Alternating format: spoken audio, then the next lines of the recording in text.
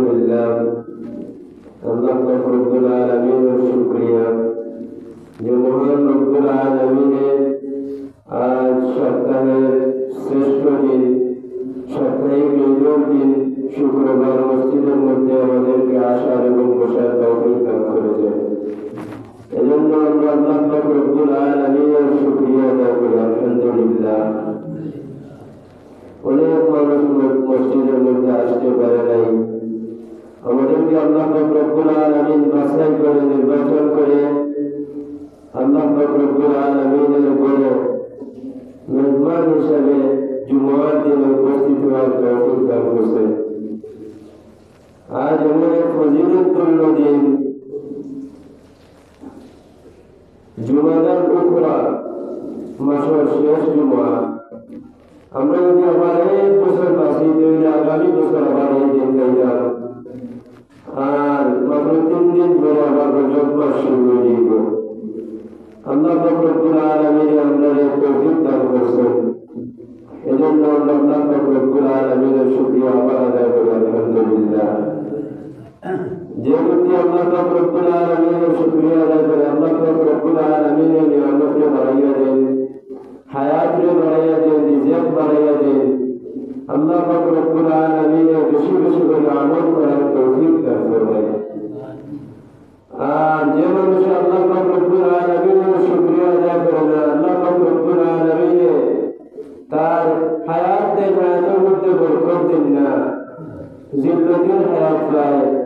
যে হায়াত পাইয়া নেক হায়াত নয়, বরং এই হায়াত পাইয়া আরো ক্ষতিগ্রস্ত হয় বান্দা। এজন্য আমরা আল্লাহ পাক রব্বুল আলামিনের শুকরিয়া আদায় করতাম। আল্লাহ পাক রব্বুল আলামিন ইহসান করেছেন। আল্লাহ পাক রব্বুল আলামিন কোরআন শরীফের মধ্যে ফরমায়, ইয়া আইয়ুহাল্লাযীনা আমানু দুখুলু ফিস-সিলমি কাফা ওয়া লা তাত্তাবিউ খুতুওয়াতিশ শাইতান ইন্নাহু লাকুম আদুউম মুবিন। ও ইমানদারগণ, আল্লাহ পাক রব্বুল আলামিনের মায়া করিয়া মহব্বত করিয়া ডাক দিয়া বলো, ইমানদারগণ, তোমরা পরিপূর্ণ রূপে ইসলামের মধ্যে প্রবেশ করো। ইসলামের মধ্যে প্রবেশ করো তাহলে বলিলা এমনি তো আমরা মুসলমান, ইসলামের মধ্যে প্রবেশ করেই তো মুসলমান হয়েছি। তাইলে আল্লাহ পাক রব্বুল আলামিন আবার বলেন, ও ইমানদারগণ, তোমরা পরিপূর্ণ রূপে ইসলামের মধ্যে প্রবেশ করো। এতে বোঝা গেল আমরা ইমানের মধ্যে জানবে যারা আছে। কারণ সকালে এক কথা মাতি, বিকালে এক কথা মাতি, ইমান কম বেশ হয়ে যায়। কিয়ামতের আগে অনেক সময় আইব, মানুষ সকালবেলা মুমিন থাকবো, বিকালবেলা কাফির হয়ে যাব। আর বিকালবেলা মানুষ মুমিন থাকবো, আর সকালবেলা সে কাফির হয়ে যাব। নবীজি ফরমাইয়া, এমন এক সময় তোমরা বেশি বেশি করে আমল করলাও। এই ফিতনার যুগ হওয়ার আগে তোমরা বেশি বেশি করে আমল করলাও। কারণ এমন এক সময়, যে সময় মানুষ সকালে মুমিন থাকবো, বিকালে কাফির হয়ে যাব। কোন কথা ইমান চলে যায় সে বুঝতেও পারে না। ইমান এমন এক জিনিস, মানুষের ভিতরে এমন ভাবে চটপট করতে থাকে, একটা ফাঁকি যাবে ফঞ্জিরার মধ্যে আপনি আর আপনি ফাঁকিটা উড়িয়ে দিতে চায়। এইভাবে মানুষের ইমান ভিতর থেকে বাইরে দিতে চায়।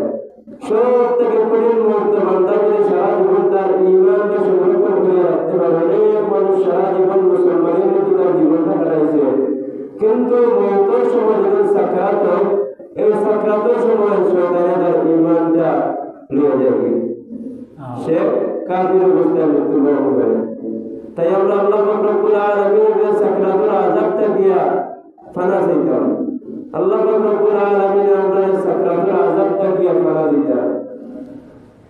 আমরা পরিপূর্ণরূপে ইসলামের মধ্যে প্রবেশ করতাম, শয়তানও অনুসরণ করতাম না। আল্লাহ পাক রব্বুল আলামিন ফরমায়া, ولا تتبعوا خطوات الشيطان তোমরা শয়তানের অনুসরণ করিও না, ইন্নাহু লাকুম আদুউম মুবিন। নিশ্চয় শয়তান তোমাদের পরস্পর শত্রু।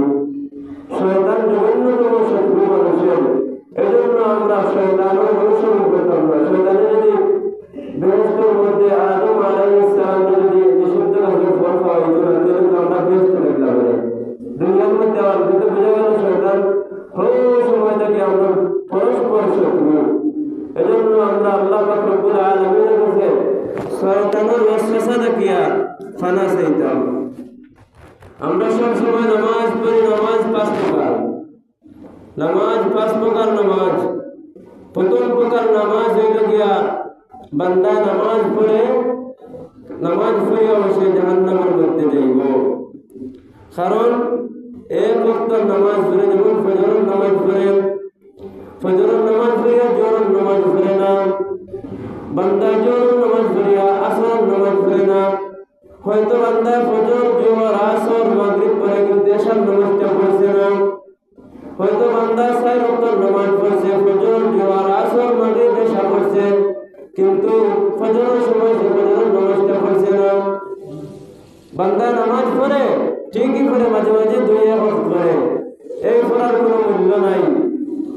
এজন্য বান্দা জাহান্নামের মধ্যে যাইব। তার লাগে এক ওয়াক্তের নামাজ ছেড়লে কমপক্ষে 80 হুকবা জাহান্নামের মধ্যে যাওয়া লাগবে। এক ওয়াক্তের নামাজ ছেড়ে দিলে 80 হুকবা জাহান্নামের মধ্যে যাওয়া লাগবে।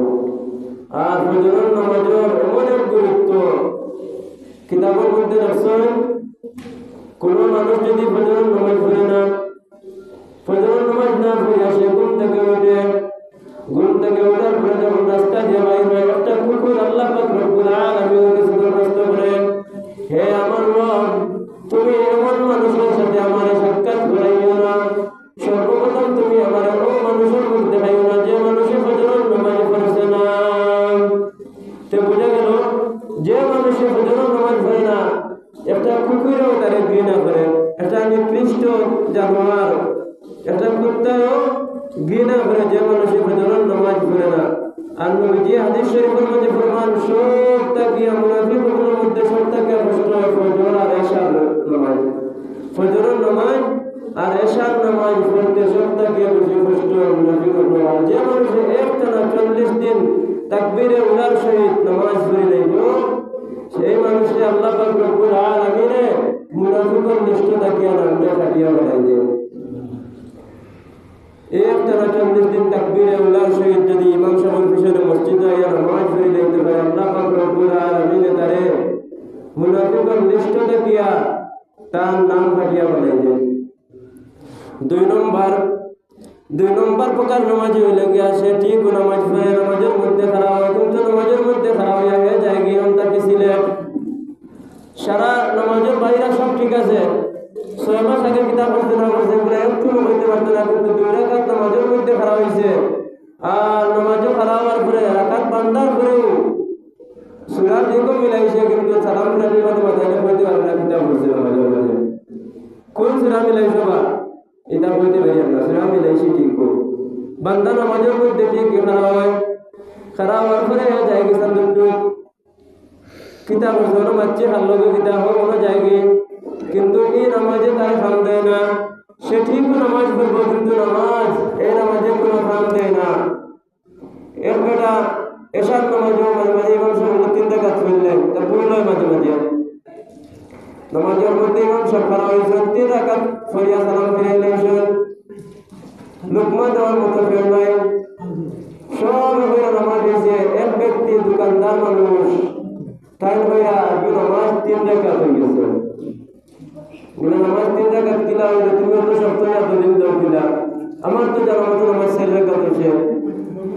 বলে আমার দোকানে না 4টা, আমি 4টা দোকানের মালিক, এখন একটা তো 8টা দোকানের হিসাব করি, আর আজ 3 রাকাতে 3টা দোকানের হিসাব করছি, আর একটা দোকানের হিসাব হয়ে গেছে।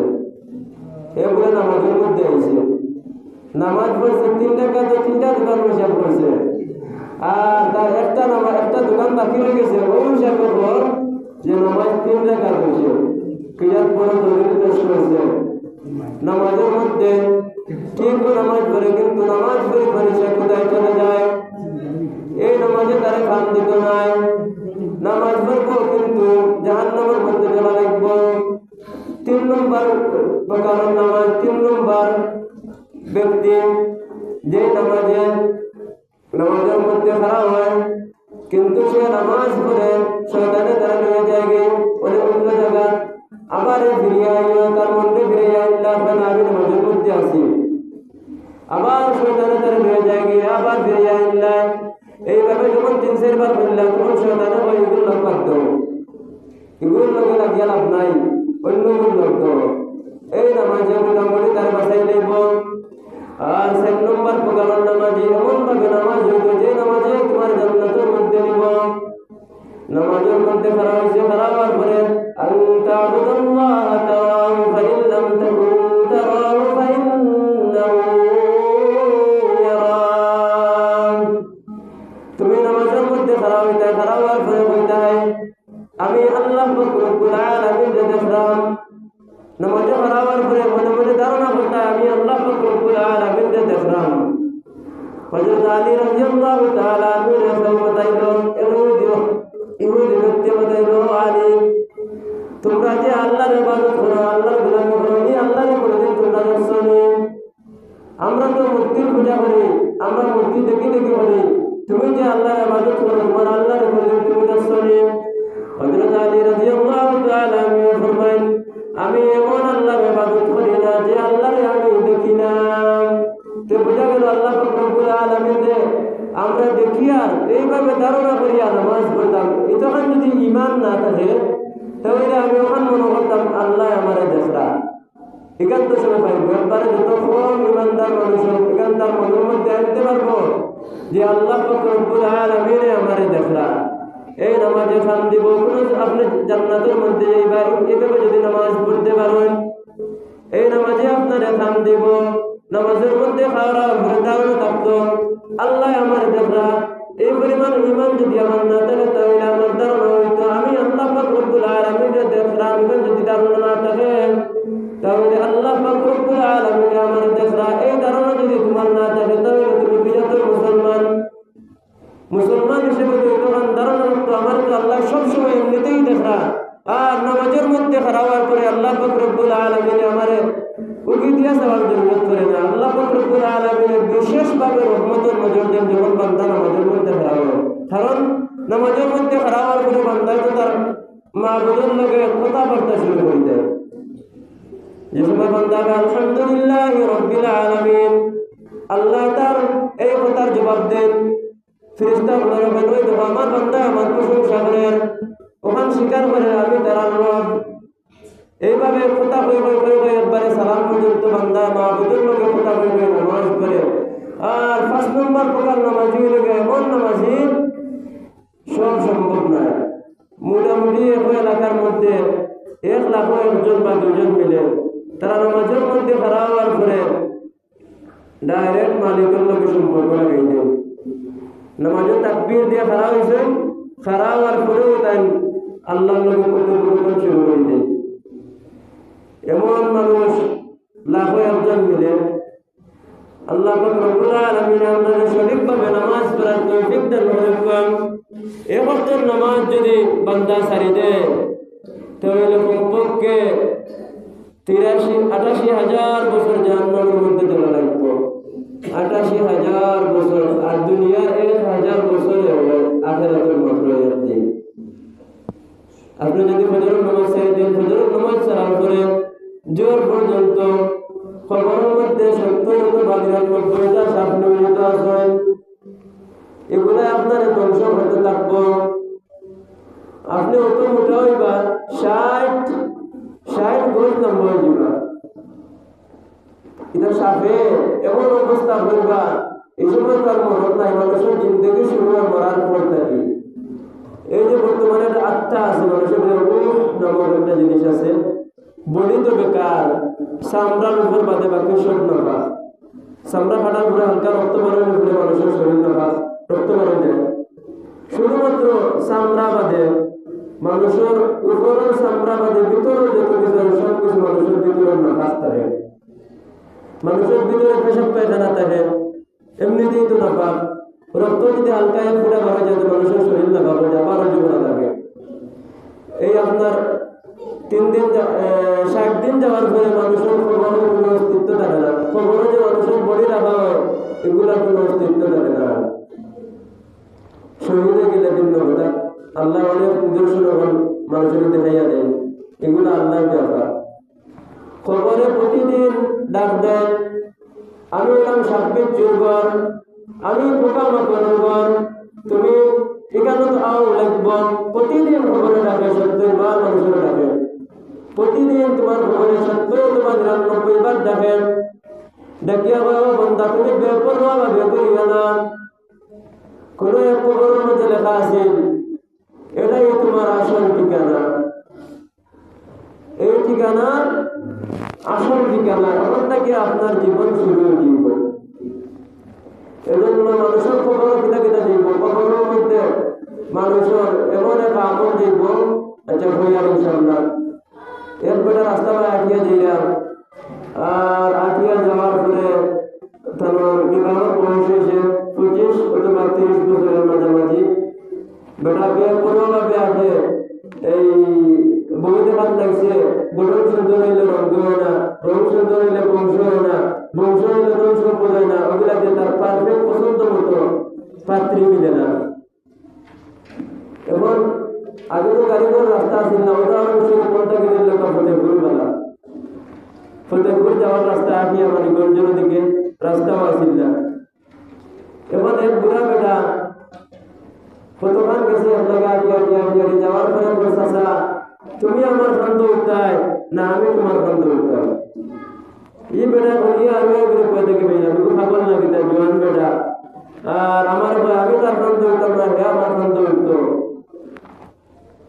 ওই তারা মাছ তুললেছে, গোল করে যাওয়ার পরে আগুন মাইয়া দিন, আগুন মাসের দিন, আর বন্ধন মধ্যে দান একবার দান গেছে। দান একদম খান বলে, দান তো বাড়ির মালিক করে, যেহেতু তার বাড়ির ফেসাদ, দান একদম খাইলাইছে না খাইলাই তো। এবারে তো আমি নাম্বার ছাড়া এক পাগল লাগাই ফেলেছি। দান দেখা বন্ধুর মাঝে এখন জমিনের মধ্যে রয়েছে, আর দেখো দান একদম খাইলাইছে না খাইতে হইব। তাই বলে এটা কিতাব আসবে না, আর বেশি মানুষ দেখবো আরো মানুষ আরো আমি কেস দিয়েছি। আসলে সে অনেক বড় বুদ্ধিমান।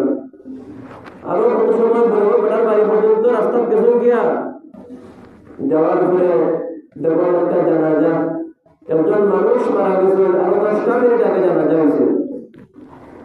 জানাজার পরে এমনিতেই 10-12 মিনিট 15 মিনিট যায় কি দাপন করতে করতে খবরের মধ্যে এই বেটারে রাখি নাই যা। ওই সময় কেউ মানুষ হাজির হয়, আফসোস করে, হায় হায় আমি যদি আরো 10টা মিনিট আগে আইতাম তাহলে আমি এই জানাজাটা শুরু করে দিতাম। এই বেটা আপনি খান্ত কিতাব লাগি বলে, জানাজার মধ্যে শুরু করতে পারছি না, তাহলে আমি খান দিয়া বলে, এই বেটা যে এই হাসাও মারা গেছেন না, চিন্তা মাটি দিলে এটা। আর বেটা প্রশ্ন বলছে, 3টা প্রশ্ন করে সাংঘাতিক।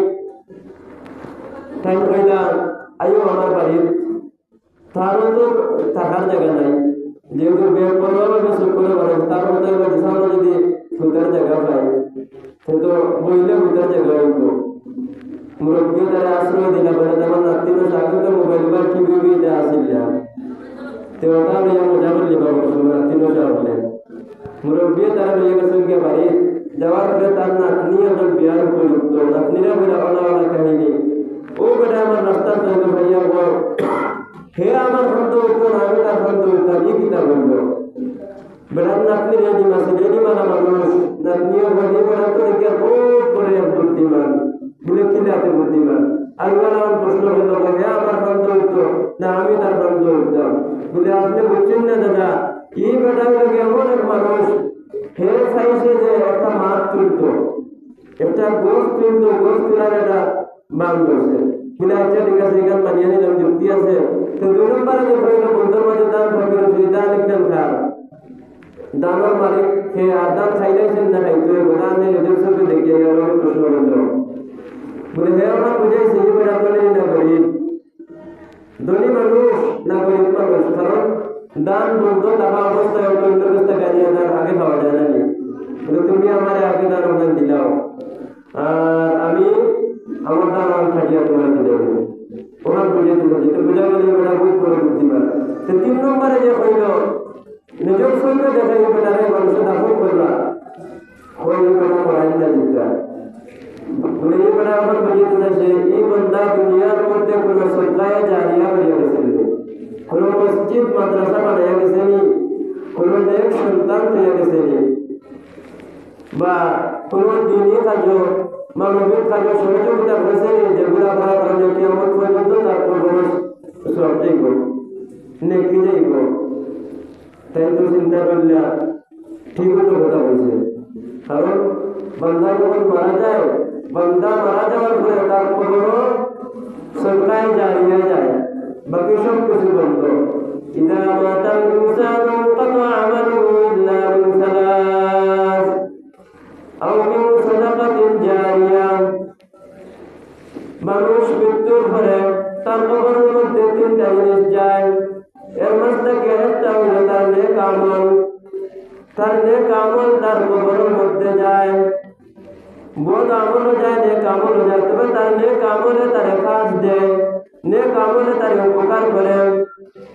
2 নম্বরে ইদা মাতাল ইনসানু ইনকাতা আমালুহু ইল্লা মিন সালাস আও মিন সাদাকাতিন জারিয়া। সদকায়ে জারিয়া যেমন একটা মসজিদ বানানো হয়েছে, মসজিদের মধ্যে একটা মসজিদ বানাইতে পারতো না। কোন মানুষ যদি একটা মসজিদ বানানোর সময় একটা ডিম পরিমাণ সদকা দিলায়, মান বানা লিল্লাহি মসজিদান বানাল্লাহু লাহু বাইতান ফিল জান্নাহ। কোন মানুষ যদি দুনিয়ার মধ্যে একটা মসজিদ বানাইলায়, তাহলে আল্লাহ পাক রব্বুল আলামিন তার বেহেশতের মধ্যে একটা ঘর বানাইয়া দেন। বেহেশতের মধ্যে একটা ঘর বানাইয়া দিলেন। কোন মানুষ যদি দুনিয়ার মধ্যে একটা মসজিদ বানাইয়া যায়, একলা তো মসজিদ বানানোর কোনো সামর্থ্য নাই। রাস্তা বাইরে দিয়ে গেছে, যাওয়ার সময় তার বাক্সের মধ্যে 2টা টাকা রাখি দিছে। এই টাকাটা অনেক বড় বেশি টাকার লোকের যোগ হইয়া 4 টাকা দিয়া সিমেন্ট হয়তো 200 গ্রাম বা 100 গ্রাম টাকা দিছে, আর না 1 বস্তা সিমেন্ট দিলাইছে, এখানে ইটের টাকা দিলাইছে। 4 টাকা মসজিদের মধ্যে লাগিয়েছে। মসজিদ যতদিন দুনিয়ার মধ্যে থাকবো, তার কবরও অটোমেটিক সব যাইতে থাকবো।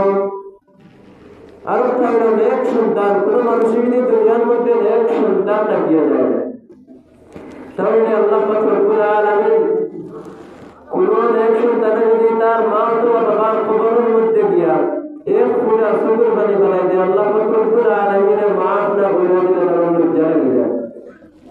আল্লাহ বলেন, আমি তো আমার নিজের হাত দিয়া কুদরতি হাত দিয়া বান্দারে বানাইছি, আর আল্লাহ তো রহমত 100 রহমতের মাঝে 99টা রহমত তার আতো রাখি দিছে। আর শুধুমাত্র একটা রহমত মানুষ, জিন্নাত, ইনসান, পশু পাখি সব কিছুরে পাঠিয়ে দিচ্ছেন। মাত্র একটা রহমত, একটারে বাদ করিয়া দিচ্ছেন। 24,000 মখলুকাত হইতে হইলে 18,000 মখলুকাতকে আল্লাহ একটা রহমত পাঠিয়ে দিচ্ছে মাত্র। আর 99টা রহমত আতর মধ্যে রাখি দিচ্ছে। আল্লাহ ওসিলা ঢুকায় কোনো মানুষকে কিভাবে মাফ করিয়া দিতে, ওসিলা ঢুকায় কিভাবে আমি বান্দারে মাফ করিয়া দিই। সময় যখন বান্দার কোনো আমল নাই, ফরজ নামাজ পড়ছে, ফরজ নামাজ পড়ে তার ফরজ নামাজে এই পরিমাণ ফরজ নামাজ দেয় যে জান্নাতের মধ্যে যাওয়ার। আল্লাহ যখন তার কোনো নফল আমল আছে, নফল নামাজ আছে, যদি নফল নামাজ থাকে তো ওগুলারে যোগ করো, ওগুলারে যোগ করিয়া তারা জান্নাতের মধ্যে যাওয়ার ব্যবস্থা করিয়া দেবো।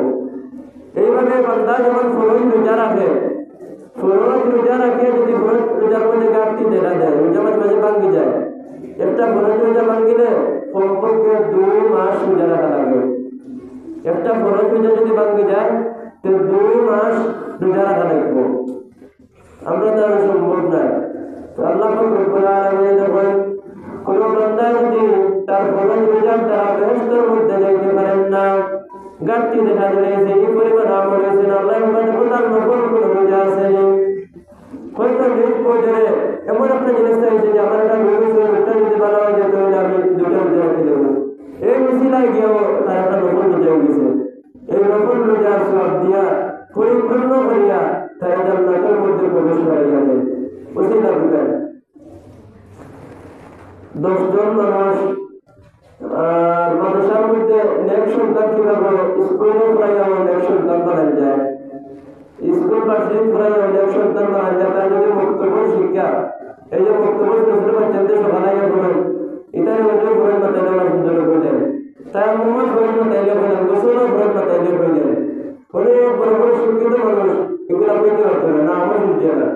দেখলাম মিডিয়ার মধ্যে এক মানুষের বলে যে আমরা নবীতে কোরআন নবী তো আল্লাহ কত বড় বলতো একদিকে জেনারেল শিক্ষিত হয়ে বড় নবীরে এগুলো নবী আল্লাহ শেষ নবীরে আরো কিতাবের নাম হয়েছে কোন নবীর নাম না আরো কিতাব হয়েছে এটা মুসলিম বাচ্চাদের মাথায় লেখা যায় পরিমাণ মধ্যে অর্থ আছে এগুলা করেন তারা বক্তব্যের মধ্যে যদি আপনার বাচ্চারা দিন না তো এই খবরের মধ্যে আপনার লেখে দিন না বক্তব্যের মধ্যে শিক্ষা দিতে হইব গ্রাম অঞ্চলে আমার বক্তব্য আছে শহরে বন্ধের বক্তব্য উঠে গেছে এজন্য তারা এগুলো আত্মবিনিয়োগের মধ্যে গিয়ে শিক্ষা করে যারা আত্মবিনিয়োগ হয়ে যায় যারা যায় না তারা দিন থেকে হারাই যায় 70 বছর পর কলিমাটা মাথায় লেগে মনে করতে পারে না কলিমা কিতা বুঝিয়ে না কিন্তু সে মুসলমান দাবি করে তবলিগের মধ্যে কোনো ঠিকঠাক করে কিন্তু ছোটবেলা যেভাবে ঠিক হইব এইভাবে ঠিক হইতে না এই জন্য সূত্র দিন মায়া দয়া না দেখাইয়া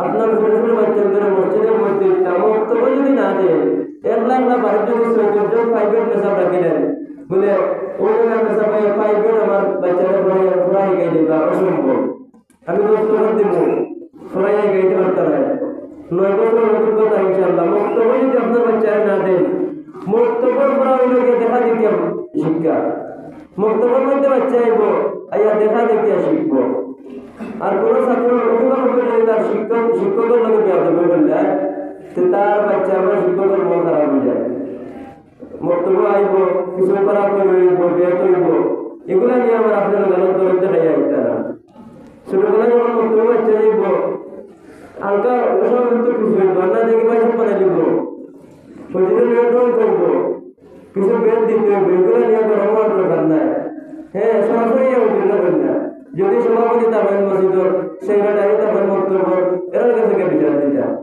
আপনি সরাসরি বলতেন আমার এগুলো মেলা এই করলাম সেই করলাম তোমার এগুলি যেহেতু মায়া ফিরে বিরতি দরকার কিন্তু মসজিদ দরকার লাগে না বেশি মায়া থাকলে মসজিদে দরকার না ফিরে বইয়া রাখতে হবে তো উপরে জানতে পারবে না তুমি লোকে শিখবো আল্লাহ পাক রব্বুল আলামিন আমাদের তৌফিক দান করুন